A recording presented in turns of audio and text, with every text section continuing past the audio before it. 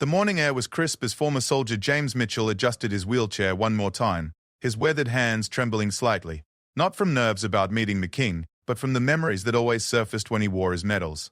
Around him, dozens of other veterans filled the waiting area of St. Mary's NHS Medical Centre, each carrying their own invisible wounds alongside the visible ones. Today wasn't just another royal visit. It was a moment where two worlds of service would collide, creating ripples that would remind a nation what sacrifice truly means. The fluorescent lights of St. Mary's NHS Medical Centre hummed quietly as staff members made their final preparations. It was 8:30 a.m. on a Thursday morning in February, and the usually routine atmosphere buzzed with an energy that only comes when royalty is expected. Nurses checked their uniforms for the third time, doctors reviewed patient files they already knew by heart, and administrators ensured every detail was perfect for the arrival of King Charles III. But this wasn't just any royal visit. Today, His Majesty would be meeting with veterans who had dedicated their lives to serving their country, many of whom now relied on the NHS for ongoing medical care. The significance wasn't lost on anyone present. It was a meeting between the head of the armed forces and those who had answered the call to serve under his mother's crown, and now his own. Sarah Williams, the centre director, walked through the main corridor for what felt like the 100th time that morning. Her clipboard held a detailed schedule, but she knew the most important moments couldn't be planned.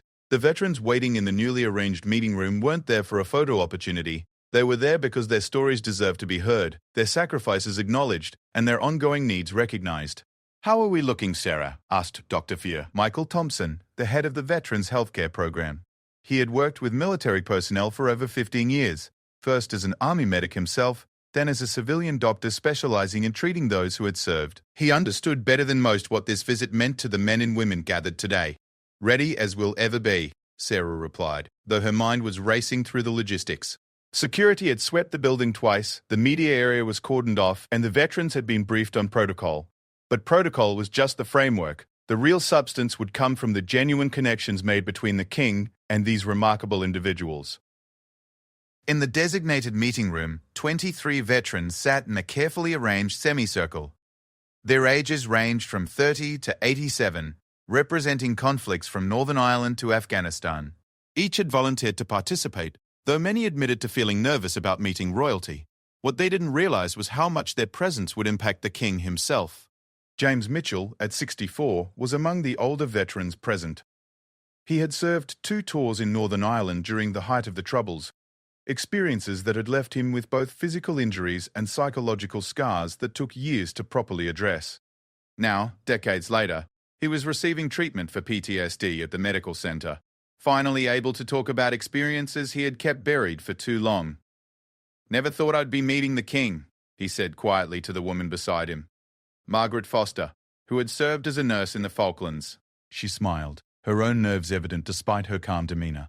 "Neither did I," Margaret replied, "though I suppose we've both met enough important people in our time." She was referring to the countless soldiers she had treated during her service, young men who had looked to her for comfort in their darkest moments. To her, they had been the most important people in the world.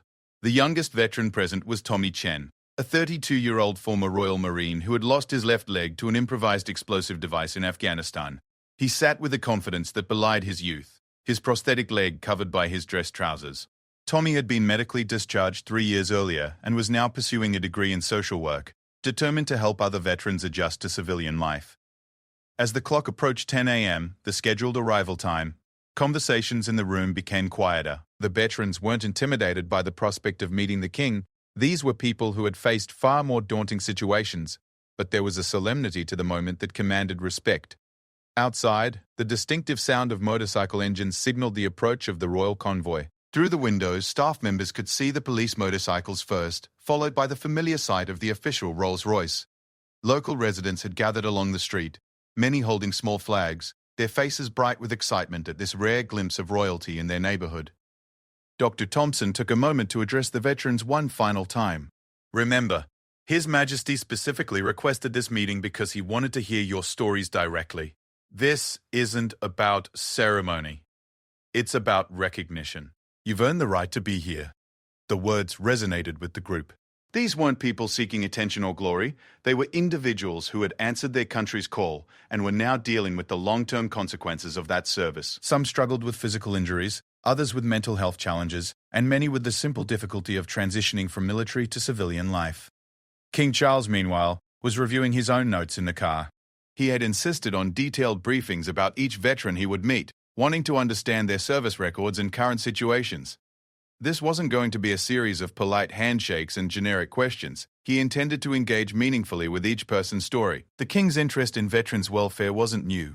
Throughout his time as Prince of Wales, he had been patron of numerous military charities and had regularly visited service personnel both at home and deployed overseas.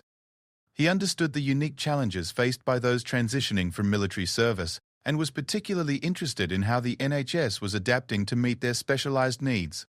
As the convoy pulled up to the medical centre's main entrance, Sarah Williams and the senior staff took their positions. The media area was filled with photographers and reporters, but the King had made it clear that his priority was the private meeting with the veterans, not the public ceremony. The car door opened, and King Charles stepped out, immediately scanning the building's facade with the practiced eye of someone who had attended thousands of similar events. But his expression suggested this wasn't routine for him. There was a genuine anticipation in his demeanour that spoke to the personal importance he placed on this visit. "Good morning, Your Majesty," Sarah said as she curtsied briefly. "Welcome to St. Mary's Medical Centre." "Thank you for arranging this, Sarah," the King replied, his voice carrying the warmth that had become his hallmark in public engagements. "I've been looking forward to meeting these remarkable individuals." As they walked through the main entrance, the King paused to acknowledge the NHS staff who had lined the corridor. He understood that this medical centre, like thousands of others across the country, represented the front line of healthcare for millions of citizens, including many veterans whose service-related conditions required specialised care. The brief walk to the meeting room gave the King time to mentally prepare for what he knew would be emotionally challenging conversations. These weren't abstract discussions about veterans' issues. They were personal accounts of service, sacrifice, and survival. "They're a remarkable group," Dr. Thompson said, as they approached the meeting room. "Each has agreed to share their story because they believe it might help other veterans who are struggling." The King nodded, understanding the courage that decision represented. For many veterans, talking about their experiences, particularly the difficult parts, required a vulnerability that ran counter to their military training. At the door to the meeting room, King Charles paused for a moment, straightening his jacket and taking a breath. Behind that door were 23 individuals who had given years of their lives in service to the Crown. People whose stories deserved not just acknowledgement, but genuine engagement. "Shall we?" he asked, though it wasn't really a question. As the door opened, the veterans rose to their feet as one, a gesture of respect that came naturally despite their various physical limitations. The King immediately raised his hand in a gentle gesture for them to sit, his expression showing that he was honoured to be in their presence, not the other way around. Please sit," he said, moving into the room with a warmth that immediately put the group at ease. "I'm the one who should be standing in your presence." The comment wasn't protocol, it was genuine, and everyone in the room could hear it in his voice. This was going to be a conversation between the head of the armed forces and those who had served under the Crown, a dialogue that would bridge the gap between ceremonial duty and lived experience. James Mitchell, despite his earlier nerves, found himself sitting straighter in his wheelchair. Around him, his fellow veterans seemed to shed some of their formality, recognizing that this encounter was going to be something more meaningful than they had expected. The morning sun streamed through the windows of the medical centre, as one of the most significant conversations about military service and sacrifice in recent years was about to begin. What started as a scheduled royal visit was transforming into something far more profound, a genuine meeting of minds and hearts between those who serve and those who have served. The first voice to break the silence belonged to Margaret Foster. At 71, she had served as a military nurse during the Falklands conflict, and her experiences had shaped not only her understanding of warfare, but also her approach to healing. When the King asked about her service, her response came with the measured cadence of someone who had spent decades processing difficult memories. "Your Majesty, I was 26 when I deployed to the South Atlantic," she began, her hands folded neatly in her lap. "I thought I understood what nursing meant until I found myself treating 18-year-old boys who were calling for their mothers." The room fell quiet. These were the moments that couldn't be prepared for, when the real cost of military service became personal and immediate. King Charles leaned forward slightly, his full attention focused on Margaret's words. "What I learnt there," she continued, "was that healing isn't just about treating wounds. It's about helping someone remember they're still human after they've seen things that challenge that belief." The King nodded slowly, understanding the weight of what she was sharing. His questions weren't about military strategy or political outcomes. They were about the human experience of service. How did that change your approach to nursing when you returned? He asked. Margaret smiled, the first genuine smile she'd shown since entering the room. I specialized in trauma care, but more importantly, I learned to listen. Really listen. Sometimes that's the most powerful medicine we have. Her words seemed to resonate with several other veterans in the room, particularly Tommy Chen, who had been fidgeting with his prosthetic leg. When the king's attention turned to him, Tommy's military bearing immediately became apparent, despite his casual clothes. "Tell me about your service, Tommy," the king said, his tone gentle but direct. Tommy straightened in his chair, and for a moment the room could see the Royal Marine he had been. "I served 3 tours in Afghanistan, Your Majesty. The last one ended differently than I planned." He gestured toward his prosthetic leg without self-consciousness. "Roadside bomb got me and 2 of my mates. I was the lucky one. I made it home." The silence that followed wasn't uncomfortable, it was respectful. Everyone in the room understood that Tommy's definition of lucky came with a complexity that civilian minds might struggle to grasp. "What's been the hardest part of adjusting?" the king asked. Tommy considered the question seriously before answering. "The guilt, sir. Survivor's guilt is real, and it's complicated. You're grateful to be alive, but you carry the weight of wondering why you and not them. The physical stuff," he tapped his prosthetic, "that's actually been easier to handle than the mental side." This honesty seemed to open a floodgate. Other veterans began sharing their own struggles with transition, mental health, and the challenge of finding purpose after military service. The king listened to each story with the same focused attention, asking questions that showed he genuinely wanted to understand their experiences. James Mitchell, who had been quietly observing the conversation, finally spoke up when the king asked about his Northern Ireland service. Unlike the others, James's injuries weren't immediately visible, which had made his adjustment to civilian life even more complicated. "People see me and assume I'm fine," he said, his voice carrying decades of frustration. "PTSD doesn't show up on x-rays. For years, I didn't even understand what was happening to me." The king's expression grew more serious. "How long before you were able to get proper help?" 30 years, James replied simply. 30 years before I walked into this medical center and finally admitted I needed help. Before that, I just thought I was weak." Dr. Thompson, who had been quietly observing the conversation, interjected. "James represents thousands of veterans who served during a time when mental health wasn't discussed openly. They carried these burdens alone for decades." The king turned to Dr. Thompson with obvious interest. "How has the NHS adapted to better serve veterans with these kinds of hidden injuries?" "We've completely changed our approach," Dr. Thompson replied. "We now have specialized programs that recognize military culture and the unique challenges veterans face. We've learned that traditional therapy approaches don't always work for people trained to suppress emotions and push through adversity." As the conversation continued, it became clear that this wasn't just a meeting between the king and veterans. It was an education for everyone present. The veterans were learning that their monarch genuinely cared about their welfare, while the king was gaining insights into the long-term realities of military service that no briefing document could adequately convey. Sarah Williams, who had been carefully monitoring the time, noticed that the scheduled 45-minute meeting had already stretched to over an hour, with no signs of the king wanting to leave. If anything, he seemed energized by the conversation. "Your Majesty," she said quietly during a brief lull, "we're running over our scheduled time." The king looked at her with surprise, as if he had completely lost track of time. "Are there other appointments that can't be moved?" he asked. After a quick consultation with his private secretary, it was confirmed that the schedule could be adjusted. The king turned back to the veterans with evident relief. "I hope you don't mind if we continue," he said to the group. "These conversations are far too important to cut short." The response from the veterans was immediate and positive. Several smiled openly for the first time that morning, and the atmosphere in the room shifted from formal to genuinely collegial. It was then that Patricia Reynolds, a 68-year-old former Army logistics officer, shared perhaps the most powerful story of the day. She had served during the Cold War, a period when women's military service was often overlooked or undervalued.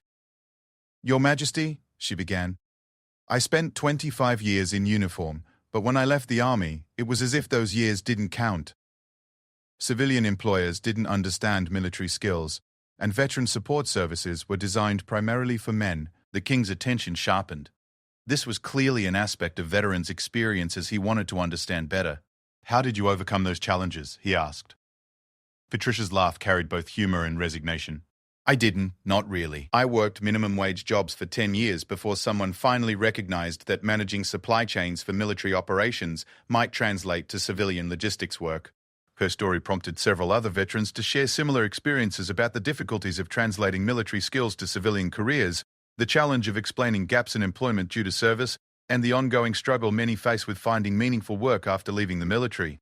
Dr. Thompson used this opportunity to explain how the medical center had partnered with local employers to create veteran-friendly hiring programs and how they provided career counseling as part of their holistic approach to veteran healthcare. We've learned that employment isn't just an economic issue for veterans, he explained to the king. Having purposeful work is crucial for mental health and successful transition to civilian life. The king nodded thoughtfully. This sounds like something that could be expanded beyond just this medical center. That's exactly what we're hoping for, Doctor, Thompson replied. We're documenting our successes and failures so other NHS trusts can implement similar programs. As the conversation evolved, it became apparent that the veterans weren't just sharing their challenges, they were also highlighting the positive aspects of their service and the unique perspectives military experience had given them. Robert Hayes, a 55-year-old former RAF technician, spoke about how military training had taught him problem-solving skills that served him well in civilian life. The military teaches you to work under pressure and find solutions with limited resources, he said. Those skills don't disappear when you leave. This led to a broader discussion about the positive contributions veterans make to civilian society and how their military experience, properly supported and understood, becomes an asset rather than a liability. The king was particularly interested in the peer support networks that had developed among the veterans receiving care at the medical center. Several described how connecting with other veterans who understood their experiences had been crucial to their recovery and adjustment. We speak the same language, explained Maria Santos, a former army medic who had served in Iraq. We don't have to explain why certain sounds make us jump or why crowds sometimes feel overwhelming. That understanding is incredibly healing. This comment sparked a discussion about the importance of community in veteran care, something the medical center had recognized by creating group therapy sessions and social programs specifically for former military personnel. As the meeting continued into its second hour, it was clear that something significant was happening. The initial nervousness had completely disappeared, replaced by genuine dialogue about issues that mattered deeply to everyone present. The king wasn't just listening. He was engaging with follow-up questions that showed he was processing and retaining the information being shared. The conversation had covered mental health, physical rehabilitation, career transition, family relationships, and the ongoing challenges of veteran healthcare. But it had also revealed the resilience, wisdom, and continued dedication to service that characterized this group of remarkable individuals. As Sarah Williams prepared to signal that the meeting would need to conclude soon, she realized she was witnessing something that would likely influence royal engagements with veterans for years to come. This wasn't a ceremonial visit. It was a masterclass in the realities of military service and its aftermath, taught by those who had lived it and learned by someone who genuinely wanted to understand. The final phase of the meeting began when King Charles asked a question that surprised everyone in the room. What would you want me to know that I might not think to ask? The question hung in the air for a moment, its openness and vulnerability catching the veterans off guard. They had expected formal inquiries about their service records, or polite questions about their current well-being. Instead, their monarch was asking them to guide the conversation toward what they felt was most important. It was David Campbell, a quiet 58-year-old former army engineer who had barely spoken during the earlier conversations, who responded first. His voice was soft but carried the weight of long consideration. Your Majesty, I think what people don't understand is that we didn't just serve our country. We served each other. The bonds formed in military service don't disappear when you take off the uniform. When one of us struggles, we all feel it. His words seemed to unlock something in the room. Other veterans began nodding, and several exchanged looks that spoke of shared understanding. That's why this place is so important, added Jennifer Walsh, a former Navy communications specialist who had been dealing with anxiety disorders since her discharge. It's not just about individual treatment. When I come here, I'm part of a community that understands what service means. The king leaned back in his chair, clearly processing this perspective. So the medical care is inseparable from the community aspect? Exactly, said Tommy Chen, his earlier nervousness completely gone. You can't treat military trauma in isolation. We need to maintain connection with others who've walked the same path. Dr. Thompson stepped in to explain how this insight had shaped their treatment programs. Traditional medical models focus on individual patients, he said. But we've learned that veteran care requires a community approach. Group sessions, peer support, shared activities, they're not extras, they're essential components of effective treatment. This revelation seemed to energize the king. He began asking detailed questions about how other NHS facilities could implement similar community-based approaches, whether there were funding challenges, and what obstacles prevented broader adoption of these methods. Margaret Foster, who had been listening intently, raised her hand slightly. "May I add something about families, Your Majesty?" At the king's nod, she continued, "Military service affects entire families, not just the service member. When someone comes home changed by their experiences, everyone in the family has to adjust. We don't always do a good job of supporting the spouses and children." This comment struck a chord with several veterans in the room. Patricia Reynolds spoke up immediately. "My husband lived with my nightmares for 15 years before I got proper help. He never complained, but I know it affected him too." The king's expression grew thoughtful. How could support systems be improved for military families? The question opened up a discussion about secondary trauma, the challenges military children face with frequent moves and deployments, and the unique stresses placed on military spouses. Several veterans shared stories about family relationships that had suffered due to unaddressed service-related issues. "The guilt doesn't just come from losing fellow service members," explained James Mitchell. "It comes from feeling like you failed your family by bringing the war home with you." Thompson explained that the medical center had recently begun offering family counseling and support groups for veterans' relatives, recognizing that successful rehabilitation often required addressing family dynamics. As the conversation evolved, the king began asking about prevention and early intervention. Are there ways to better prepare service members for the transition back to civilian life? This question sparked an animated discussion. Several veterans emphasized that preparation for leaving the military should begin years before discharge, not weeks. They talked about the need for better career counseling, mental health education, and gradual transition programs. Robert Hayes suggested that veteran mentorship programs could be expanded, pairing experienced veterans who had successfully transitioned with those still serving and preparing to leave. "Nobody understands the challenges like someone who's been through them," he said. The king was taking notes now, something that surprised the veterans but pleased them enormously. Their suggestions and insights were being recorded by the head of state, giving their words a weight they hadn't expected. Maria Santos brought up an issue that had been underlying much of the conversation: the stigma around seeking help. "In military culture, asking for help can feel like admitting weakness," she said. "We need to change that narrative."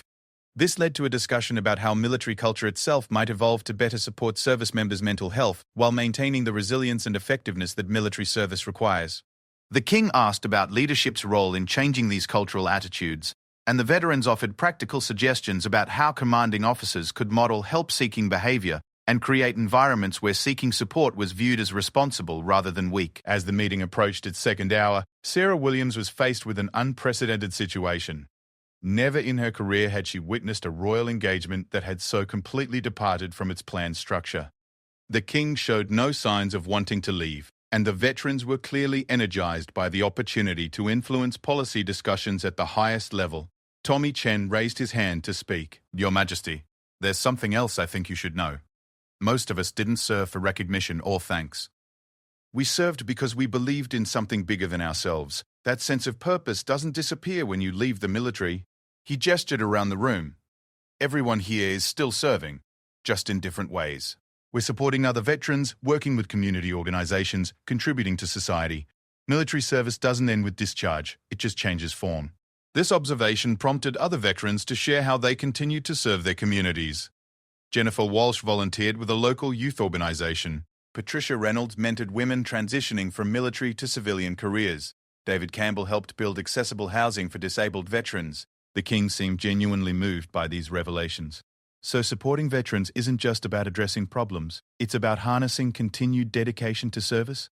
"Yes," said Margaret Foster emphatically. "We're not broken people who need fixing. We're experienced people who need understanding and appropriate support to continue contributing." This reframing of veteran support from rehabilitation to empowerment clearly resonated with the king. He began asking about how veteran experience and skills could be better utilized in civilian sectors, particularly in public service and community leadership. The conversation was interrupted by a gentle knock on the door. The king's private secretary entered quietly, clearly uncomfortable with disrupting the meeting, but aware of the significant delay to the royal schedule. "Your Majesty," he said quietly, We do have the hospital board waiting, and the afternoon engagements. The king looked around the room at the veterans, then back at his secretary. Can the hospital board meeting be shortened, and can we push the afternoon back by 30 minutes? After a brief consultation outside the room, it was confirmed that adjustments could be made. The king turned back to the veterans with obvious relief. I hope you understand, he said. These conversations are far too valuable to rush. The final 30 minutes of the meeting took on a different character. The king began asking the veterans what they would want him to tell other government officials, military leaders, and NHS administrators about improving veteran care. Their responses were thoughtful and practical. They emphasized the importance of understanding military culture when designing civilian programs, the need for long-term rather than short-term support, and the value of peer-to-peer interventions in veteran care. Several veterans stressed that effective veteran support required coordination between multiple agencies, healthcare, employment services, housing, education, rather than fragmented approaches that required veterans to navigate complex systems alone. As the meeting finally drew to a close, the king stood and addressed the group. I came here today thinking I would be thanking you for your service, he said. Instead, you've educated me about service's ongoing meaning and challenged me to think differently about how we support those who have served. He paused, looking around the room at each veteran individually. I want you to know that this conversation will influence how I approach veteran issues in the future. Your insights won't be forgotten. The veterans rose to their feet, but this time the gesture felt different than at the beginning of the meeting. It was less about protocol and more about mutual respect between individuals who understood the weight of service and responsibility. As the king prepared to leave, he shook hands with each veteran individually, taking time to make personal comments that showed he had been listening carefully to their individual stories. To James Mitchell, he said, 30 years was too long to wait for help, but I'm glad you finally received it. To Tommy Chen, he mentioned his admiration for his continued service through education and mentorship. The final handshake was with Margaret Foster, who had spoken first and helped set the tone for the entire meeting. Thank you for teaching me about the true meaning of healing, the king said to her. As the royal party left the room, the veterans remained standing for several minutes, processing what had just occurred. What had begun as a formal royal visit had become something unprecedented, a genuine dialogue about military service, sacrifice, and the ongoing responsibility society has to those who serve. Outside, media representatives who had expected standard photo opportunities and brief quotes were instead met with a king who spoke passionately about veteran care innovation and the need for comprehensive support systems. His comments reflected the depth of understanding he had gained during the extended meeting. Back in the meeting room, as the veterans began to disperse, there was a sense that something significant had occurred. They had been heard. Not just by healthcare providers or government officials, but by their monarch. Their experiences had been validated, their ongoing contributions recognized, and their insights valued at the highest levels of government. Dr. Thompson, reflecting on the morning's events, realized that the meeting had achieved something no formal presentation or policy document could have accomplished. The king now understood veteran issues not as abstract policy challenges, but as deeply personal human experiences, requiring thoughtful, comprehensive responses. The ripples from this meeting would extend far beyond St. Mary's Medical Centre, influencing royal patronages, government policies, and NHS approaches to veteran care for years to come. But perhaps most importantly, 23 veterans had experienced something they had never expected. Their service had been truly understood and honoured by the person they had ultimately served.